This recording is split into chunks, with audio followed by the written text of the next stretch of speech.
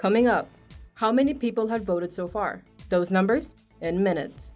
Plus, a new hike and bike trail is underway at UTRGV.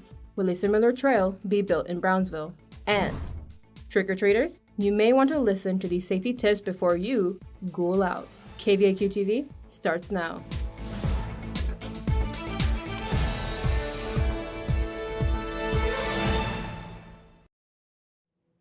Hey vaqueros, I'm Alexandra Salazar. This is the ninth fall edition of KVAQ TV.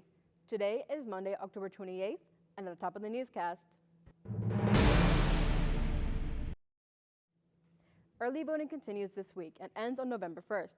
Here is an update on the number of registered voters and the early voting turnout on the first week in both Cameron and Hidalgo counties.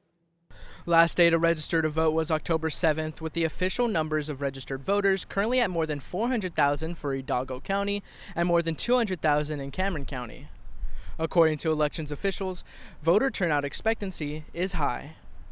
For the first day of early voting last Monday, Cameron County received a total of 11,072 ballots. 211 of those ballots were casted at the UTRGV Student Union Salon Gardenia. In Hidalgo County, a total of 18,258 people voted on the first day, with 339 of those ballots submitted at the UTRGV Edinburgh campus.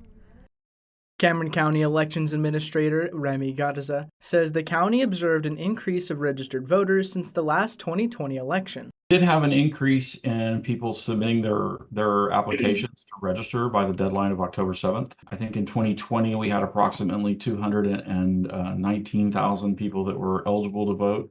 Right now we're at 237,000 people who are registered to vote. So Garza says the department receives the highest turnouts for the presidential election. Hidalgo County Elections Administrator Hilda Salinas says the department has 446,964 registered voters. She says the department is expecting a high voter turnout in Hidalgo County as well.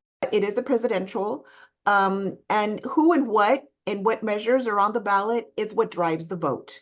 Garza says he expects participation from 120,000 to 125,000 people to participate in the election. Salinas says a maintenance check is conducted before the election to test logic and accuracy, and the public is permitted to view the testing process. So that event is open to the public, and of course, for the candidates, everybody's invited to take a look at the process. This is where everything is checked to make sure that everything is tabulated correctly, even how the ballot reads. So anything and everything it's a test, that is offered, especially for the public to come in and check. Early voting ends on November 1st and Election Day is November 5th. You can watch KVAQ TV's election coverage at 8 p.m. on Tuesday, November 5th. It's been a week since early voting began, and the number of ballots cast in Hidalgo County as of yesterday, 97,706 total voters, and 6,186 of those ballots were casted at UTRGV. In Cameron County, 51,726 voters casted a ballot with 1,199 from UTRGV. Here's a look at a few polling sites for registered and eligible voters in Hidalgo and Cameron County, including the ones here at UTRGV. Hidalgo County voters may also cast a ballot at the Edinburgh Student Academic Center lobby during the times and days on screen. In Cameron County, voters may cast a ballot at Salon Gardenia and the Student Union on the Brownsville campus during the following hours of operation. Voters are required to bring one of the 7 forms of ID, which include a Texas driver's license, a personal state ID, or one of the others listed on screen. Election Day is Tuesday, November 5th. For more information on voting, visit votetexas.gov. The deadline to register to vote may have passed, but the UTRGV Spring 2025 registration opens today. Early registration started last Friday for early undergraduate registration. For seniors, registration begins today. Junior registration opens Tuesday, sophomore registration opens Wednesday, and freshman registration opening this Thursday.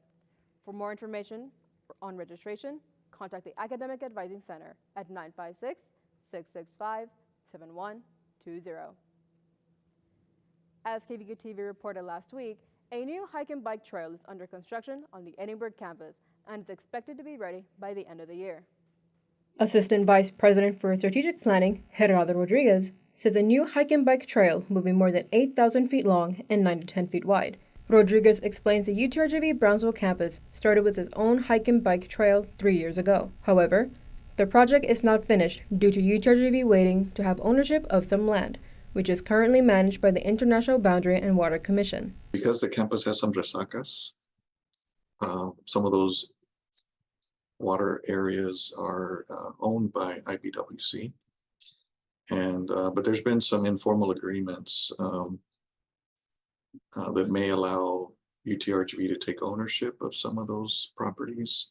He elaborates on how the idea for the hike and bike trail came to life. So that's where the idea started, that can we create a better walkway on the outside of the covered walkway that can enable all the different devices, mobile devices, to get around and keep them off of the covered walkway. He says the trail is a combination of both new and pre-existing sidewalks that connects the campus all the way around it. The scheduled date of completion for the Edinburgh Hike and Bike Trail is December 15th. In light of Domestic Violence Awareness Month, UTRGV's Office for Victim Advocacy and Violence Prevention and University Police hosted the Vaqueros Stand-Up Against Domestic Violence. Behind me is the ballroom where the event was hosted last Tuesday. Inside, different organizations and resources dedicated to the cause were offered.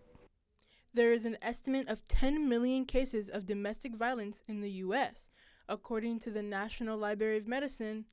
That same source states that 1 in every 4 women and 1 in every 9 men have been victims of domestic violence.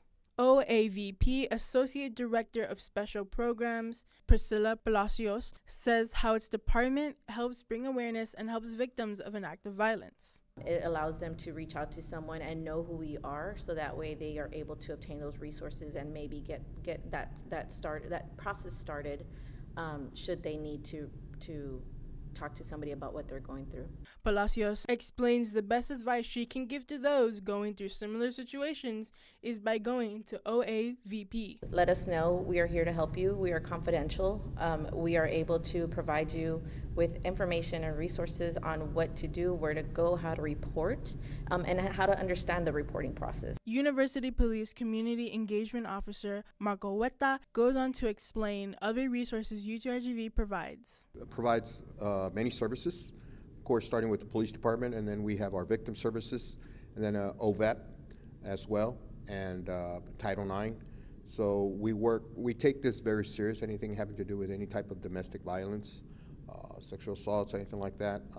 The university takes that very serious. So Huerta goes on to give advice on what a person who's experienced domestic violence can do to handle the situation properly. I know it may be hard, but we want them to report it as soon as possible, either talking to a friend, a family member, or even just reporting it to law enforcement, because it is very important. We need to handle this properly. You can find resources available on utrgv.edu/OAVP or our website at utrgvtv.com. Coming up, a look at UTRGV soccer and a local wrestling business.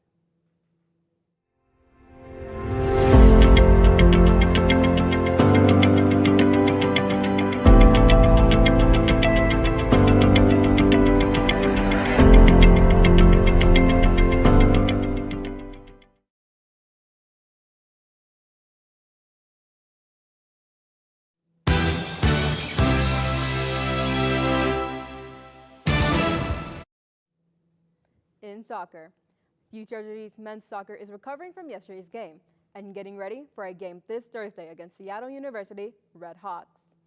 The Vaqueros played against San Diego State last Thursday. UTRGV took action here at home with a scoreless 0-0 draw. And just last night, the Vaqueros defeated California Baptist University 2-0, taking home the last dub. The last 5 minutes, junior midfielder Cade Erickson forced a turnover, allowing UTRGV to maintain control. Freshman Pablo Torre then sealed the deal with a 2-0 victory in home finale. Up next, the Vaqueros are expected to play their next WAC game against Seattle University at 9 p.m. Thursday, October 31st. Over at the soccer field as well, UTRGV's women's soccer is focusing on goals. UTRGV women's soccer team is just a few games away from the Southland Conference.